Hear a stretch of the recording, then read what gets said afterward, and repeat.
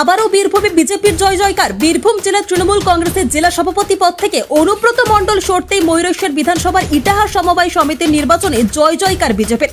তৃণমূলকে হারিয়ে সমবায় নির্বাচনে 9-0 জয়লাভ করল বিজেপি, যা বীরভূমের ইতিহাসে সম্প্রতি নজিরবিহীন।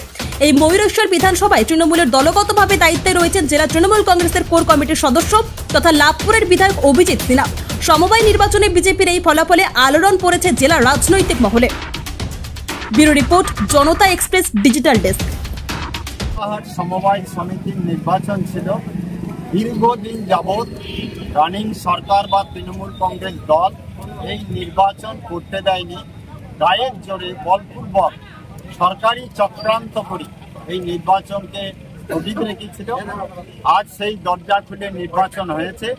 আর নির্বাচন যখন হয়েছে, এখানে টোটাল 9টি সিটেই ভারতীয় জনতা পার্টি জয়লাভ করেছে এবং 9-0 রেজাল্ট হয়েছে। আর এটাই সারা বাংলার চিত্র এখন পরিষ্কার।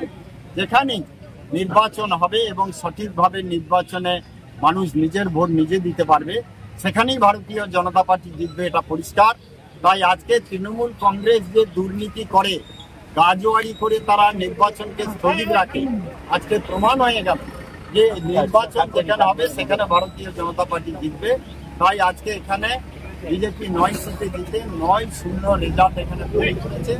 আমরা আশাবাদী যে সমবায় সমিতিতে তৃণমূল কংগ্রেস যে ঘুঘুর ভাষা বানিয়েছিল, দুর্নীতির আগ্রা তৈরি করছে, সেই ঘুঘুর ভাষা আমরা ভাঙবো, দুর্নীতি এখান থেকে দূর করবো।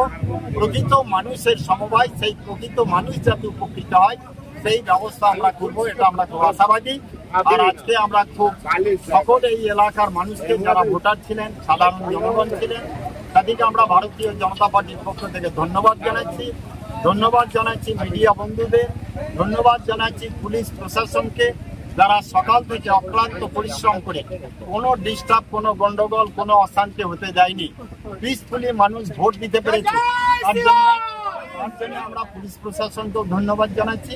আর আশা রাখবো এইরকম পুলিশ প্রশাসন নিরপেক্ষভাবে সব জায়গায় কাজ করবে, মানুষ তার নিজের রায় দেবে এবং সেই রায়ের রেজাল্ট যা হবে সেটা মানুষ মেনে নেবে। অতএব আমরা এখানে আজকে প্রথম একটা সমবায় নির্বাচনে জয়ী হয়েছি। আগামী দিনে যেখানে যেখানে নির্বাচন হবে আমরা সেখানেও জয়ী হবে, এটা পরিষ্কার হয়ে যাবে। আর নিত্য নতুন খবরের আপডেট পেতে আমাদের ফেসবুক ও ইউটিউব চ্যানেলটি ফলো করুন।